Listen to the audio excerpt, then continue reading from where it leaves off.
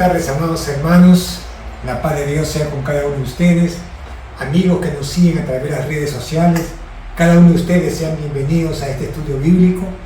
Que la gracia y la misericordia de Dios toque sus corazones a través de esta enseñanza, a través del compartir el mensaje de Jesucristo cuando estuvo en medio de nosotros, cuando nos dejó su palabra preciosa como un legado imperecedero para nuestras vidas, como un instrumento para que nosotros podamos acceder a la salvación, para que nosotros podamos ser merecedores del reino de los cielos. Bien, amados hermanos, en este estudio bíblico de Mateo 13, ya estamos acabando Mateo 13. Nos ha tomado buenos meses, pero ha sido un tiempo de bendición, hermano. Ha sido un tiempo en el cual Dios, Jesús, en medio de nosotros nos ha dejado su palabra y en ella nos ha enseñado los secretos del reino de los cielos. A cada uno de nosotros nos ha revelado a través de parábolas, a través de revelarnos cosas espirituales, pero siendo percibida por aquellos corazones sensibles al mover del Espíritu Santo. Nos ha revelado misterios y a través de parábolas nos ha hecho ver un sinnúmero de cosas. Nos ha enseñado verdades que distaban mucho de lo que a veces se nos había explicado así a grosso modo. Y ahora vamos a encontrar a Jesús en Nazaret. Jesús ha estado en Capernaum, ha estado en distintas ciudades y durante todo ese tiempo Él ha estado revelando secretos a sus discípulos, a nosotros, sus seguidores, a ti y a mí. Ahora está en nosotros el poder atesorar, el poder percibir cada uno de estos tesoros escondidos, poder entender los tesoros nuevos y los tesoros viejos, poder entender la parábola de la levadura de mostaza, la parábola de la semilla de mostaza, la parábola de la cizaña y tantas verdades que nos ha mostrado Jesús a través de este capítulo. Acá Jesús ya está llegando al final, ya llega a Nazaret, a su ciudad, de donde Él se crió, porque Él nació en Belén de Judá, pero se crió en Nazaret. Por eso se le conoce como el Nazareno.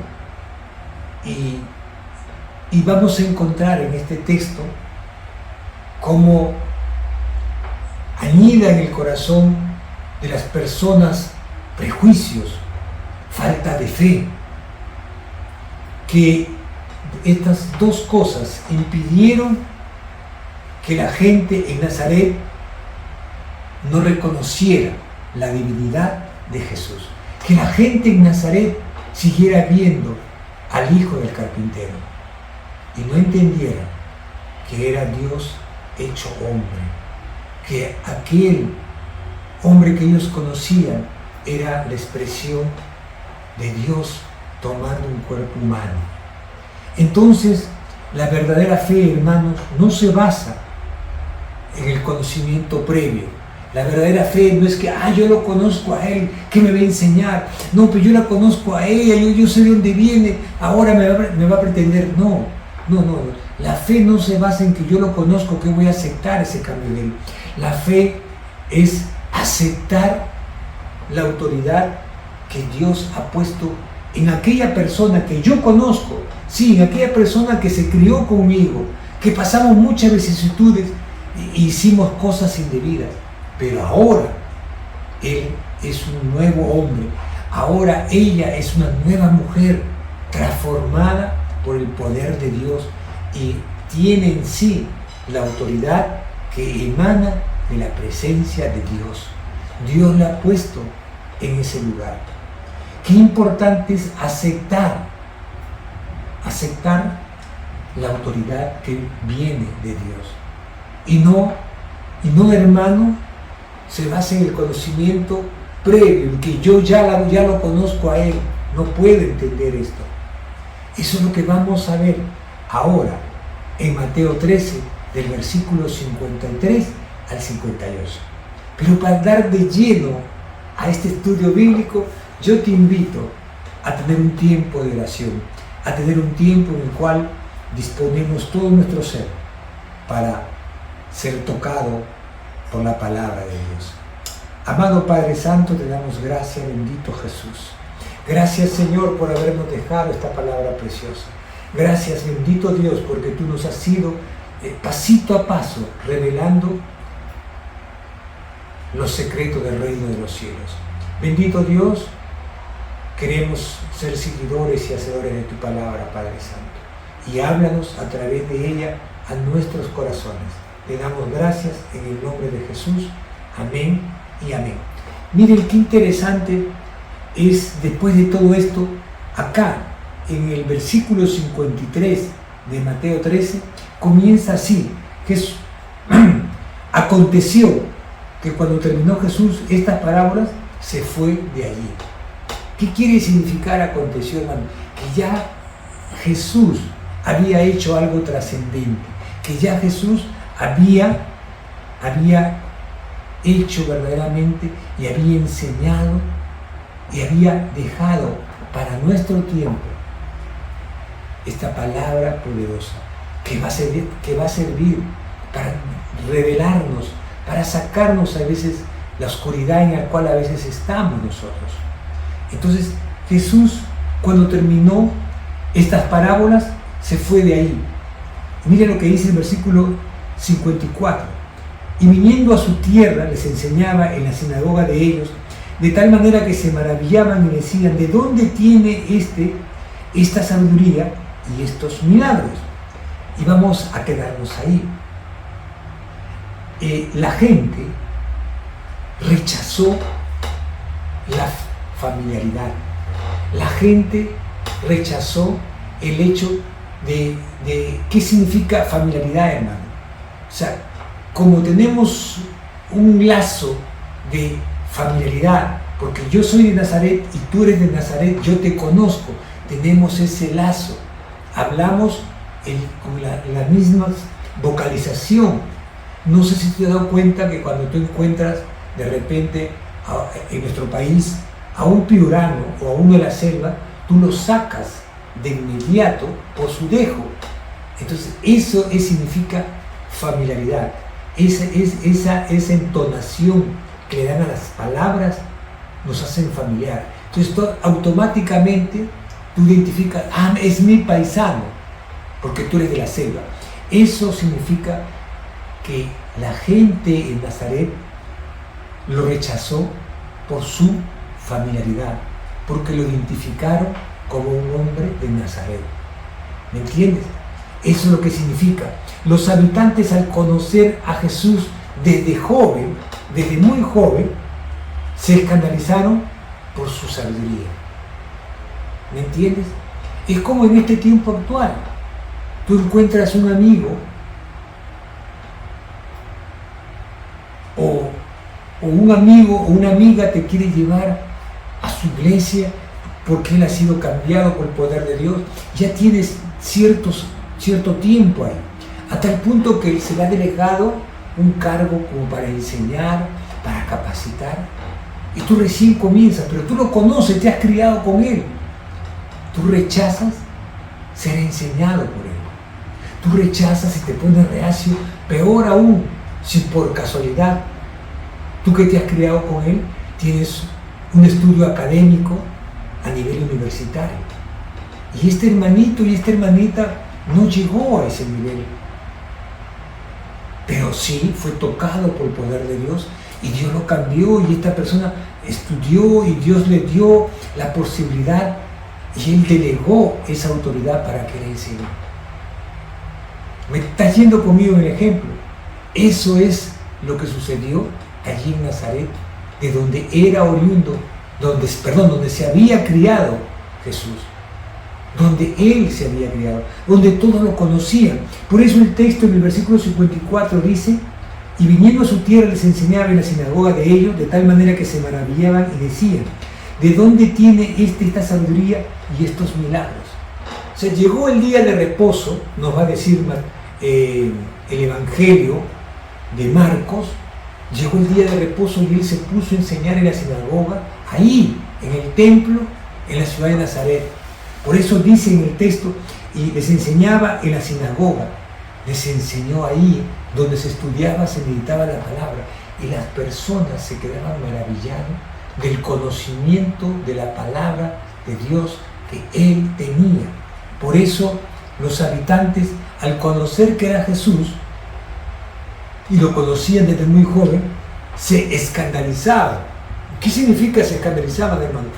Se asombraban a tal punto de que hacían un escándalo, lo hacían notorio, decían a voz en cuello: ¿cómo es posible? Va a venir a enseñar a este, es el hijo del carpintero, yo lo conozco, yo le he llevado para que me haga un mueble. No aceptaban eso, ¿me entienden? Rechazaban, porque ese limitante, esa actitud con que esta gente en Nazaret ve a Jesús, de ser el hijo del carpintero. Esto demuestra cómo los prejuicios pueden cerrar un corazón y rechazar aquello que viene de Dios. Es por eso que el mensaje de esta palabra, la enseñanza, tiene visibilidad para nuestro tiempo, para el ahora, porque de repente tú te vas a encontrar así. Como en una oportunidad, yo me encontré en un compromiso, y te cuento esto, en un matrimonio de mi sobrina, en una iglesia donde ella congregaba, y se estaban casando un grupo de hermanos. Era un matrimonio cristiano pero masivo, y me encuentro con un compañero de colegio, de secundaria, que venía de Vitarte, y coincidimos ahí, y yo no lo reconocí, él me reconoció, y me me dijo todavía mi apelativo, ¿no? Por decirlo así lo menos, mi apodo, ¿no?, de mi época escolar. Y yo volteé, y más o menos él hizo mención, y cuando comenzó a hablar, y más o menos me acordaba de él, no mucho, pero me acordaba ligeramente. Y él me dice: yo nunca puedo entender que tú hayas sido cristiano como tú eras. Sí sé, porque él se retiró. Hasta tercer año nomás tuvo. Porque yo en cuarto año recibí al Señor Jesucristo. Él no sabía nada de eso. Yo prediqué en el Melgar, yo entregué folletos, prediqué. Hubo un cambio tremendo en mi vida. Y en ese momento que yo conversaba con él, me decía: es increíble que tú hayas sido cristiano. Le digo, lo que es imposible para ti es posible para Dios. Dios puede hacer todo. Y eso es lo trascendente. Eso es lo que la gente, con sus prejuicios, cerraba su corazón al poder entender el poder de Dios. Y así es, hermano. Cuando tú encuentras a alguien que has conocido, que es de tu barrio, que estudió contigo, y ahora tú lo encuentras en autoridad, de repente ocupando un cargo ministerial, un pastor, una evangelista, tú no te preocupes por ello, hermano. Dios es el que pone en autoridad. Acá está siendo Jesús, el Hijo de Dios, Dios hecho hombre, y esta gente lo rechaza. Por eso se sorprendían y decían, se maravillaban, ¿ya? Y decían: ¿dónde tiene esta sabiduría y estos milagros? Al decir esto lo decían, hermano, en voz alta, como para que la gente escuche, y eso perturbaba al grueso de las personas. Mira lo que dice el versículo 55 y 56. ¿Y no es este el hijo del carpintero? ¿No se llama su madre María y sus hermanos Jacobo, José, Simón y Judas? Mira el detalle, cómo estas personas, su incredulidad ponía límite a los milagros de Jesús. Su incredulidad, el hecho de reconocerlo como el hijo del carpintero, el hecho de decir: ¿no es este el hijo del carpintero? El hijo del que vivía acá a la vuelta en la esquina, el que te acuerdas, el que hacía muebles. Eso es querer menoscabar su autoridad. Tú tienes que entender: sí, él era el hijo del carpintero, pero ahora es un hijo de Dios, pero ahora es un siervo de Dios, pero ahora es una mujer cambiada y transformada por el poder de Dios y está puesto ahí para impartir autoridad, está puesta ahí para enseñar, para capacitar, como maestra de escuela dominical, como mujer, como consejera, está puesta ahí como pastora, como pastor. Tú no sabes eso, hermano. Esta gente había cerrado su entendimiento. Y es por eso que la incredulidad limita los milagros. Cuando tú eres incrédulo, hermano, no aceptas eso, entonces eso hace que no se pueda obrar en todo su poder, en toda su magnificencia, la presencia de Dios. Ellos ya habían cerrado su entendimiento, que tenían la mente ya cerrada. Entonces ellos comienzan a decir, ¿no es esta su madre María y sus hermanos Jacobo, José, Simón y Judas y sus hermanas todavía? Mira, entran en todos los detalles. Y el mismo texto, lo mismo dice Lucas y Marcos. Reafirman este hecho. Ahora, acá se nombra algo importante, que no debemos de pasar de largo. ¿Te das cuenta? No podemos pasar de largo. Una de las cosas importantes, aunque me tome un poquito más de tiempo, hermano, es esta. Que al decir ellos, no era su madre María y sus hermanos Jacobo, José, Simón y Judas, es entender que María, después que tuvo a Jesucristo, a Jesús, por obra del Espíritu Santo, tuvo como cerca de 6 hijos.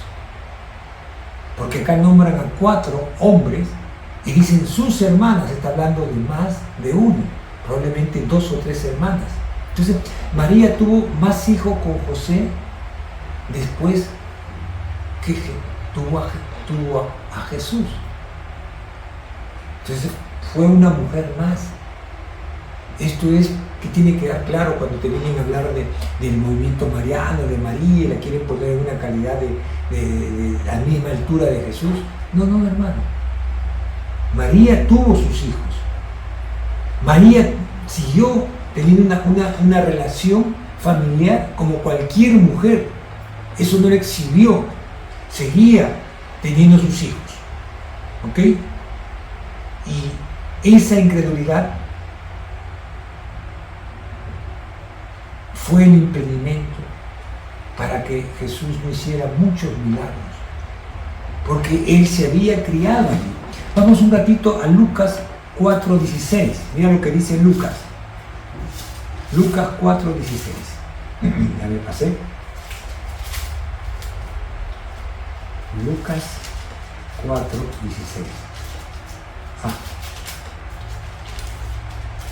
Mira lo que dice la palabra de Dios. Vino a Nazaret, de donde se había criado, y en día de reposo entró en la sinagoga conforme a su costumbre y se levantó a leer y a explicar, a enseñar qué decía ese texto. Y acá Lucas no va a desañar que él lee justamente un texto, un versículo de Isaías, ¿no? El Espíritu del Señor está sobre mí por cuanto me ha ungido. Texto muy conocido. Pero lo saltante de todo esto, hermano, es poder entender claramente que la fe es un instrumento que permite la manifestación del poder de Dios. Y en estas personas de Nazaret no había fe.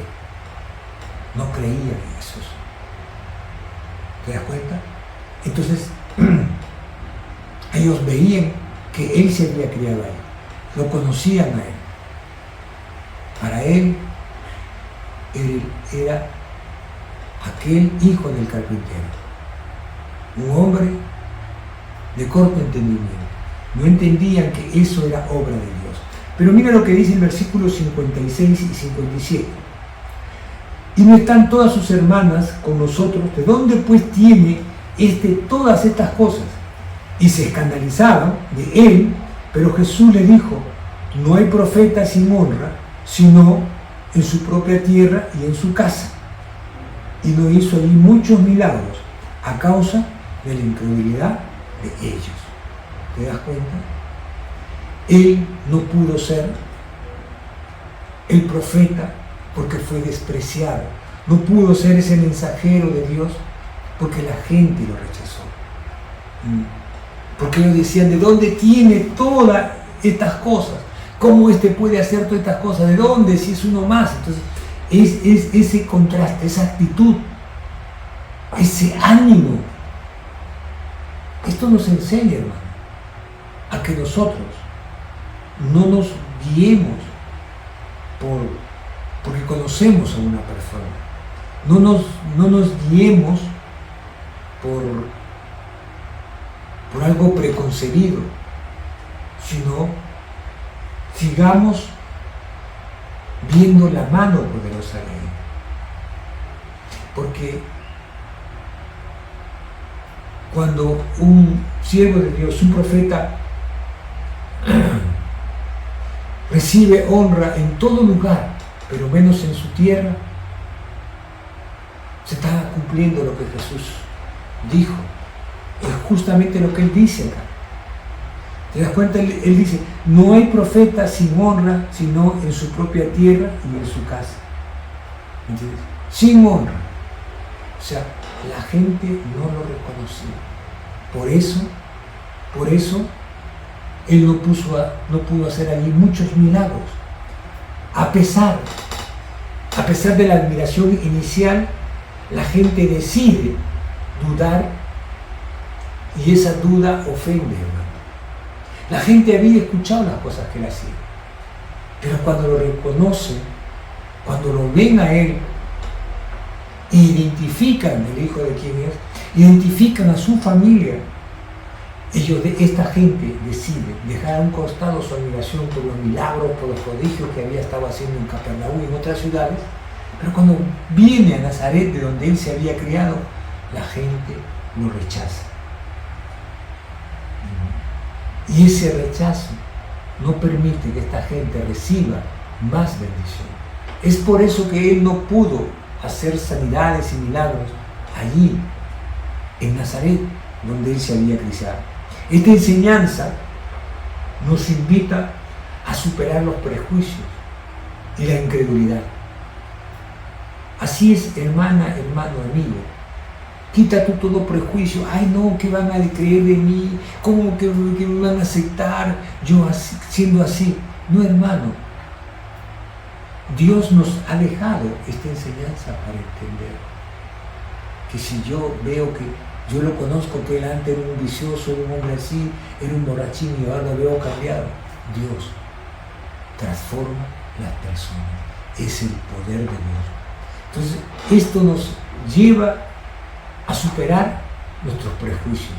Si éramos así, a darnos cuenta que no debemos de serlo. A dejar de ser incrédulos. Pero ¿cómo Él va a poner la mano? No sé, es el poder de Dios. Es Dios fluyendo a través de esta persona. ¿Te das cuenta? Es por eso que esta gente, su incredulidad, no reconoció a Jesús como el Mesías y permitió que su poder transforme toda su vida. Así es también con nosotros, hermano. Cuando tú te resistes, sucede eso. No ves la mano poderosa de Dios. No permites que Dios transforme tu vida, porque hay áreas de tu vida que tú te resistes a entregarle. Dices, no, eso no puede ser posible. Hermano, para el que cree, todo es posible.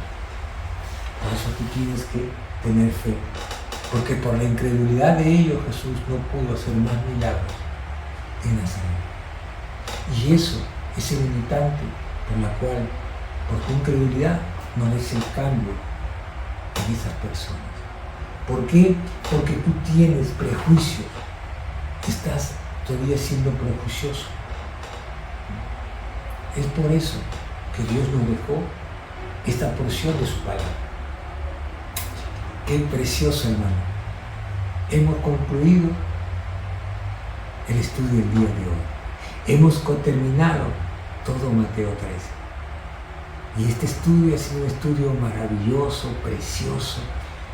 Dios nos ha sorprendido a través de su palabra, nos ha abierto, nos ha quitado tantas cosas y nos ha enseñado a través de parábolas. ¿Cómo no decirle gracias, Padre Santo? Porque tú siempre nos enseñas y nos capacitas. Oremos un momento. Señor eterno, te damos gracias, Padre celestial, Dios, Señor de señores y Rey de reyes. Gracias, Dios eterno, gracias por tu palabra preciosa. Gracias, Señor, por ella, porque a través de ella tú nos enseñas, Señor, que yo no puedo ser un hombre prejuicioso, que yo tengo que creer que tú puedes hacer y transformar, bendito Dios. Es por eso que tú no pudiste hacer muchos milagros en Nazaret. Señor eterno, tú nos enseñas a quitar nuestra incredulidad, al estar buscando a esas personas, porque hay una familiaridad con ellos, hay un acto de tener una relación de coterráneo, hace que yo sea incrédulo en poder aceptar el cambio que tú estás haciendo en estas personas. Gracias, amados hermanos, por este tiempo. Gracias por este momento, en el nombre de Jesús. Amén y amén. Bien, amados hermanos, ha sido un tiempo precioso, ha sido un tiempo maravilloso el estar sumidos en la palabra de Dios, palabra que vivifica todo nuestro ser. Nos vemos el próximo miércoles. Que Dios me los bendiga.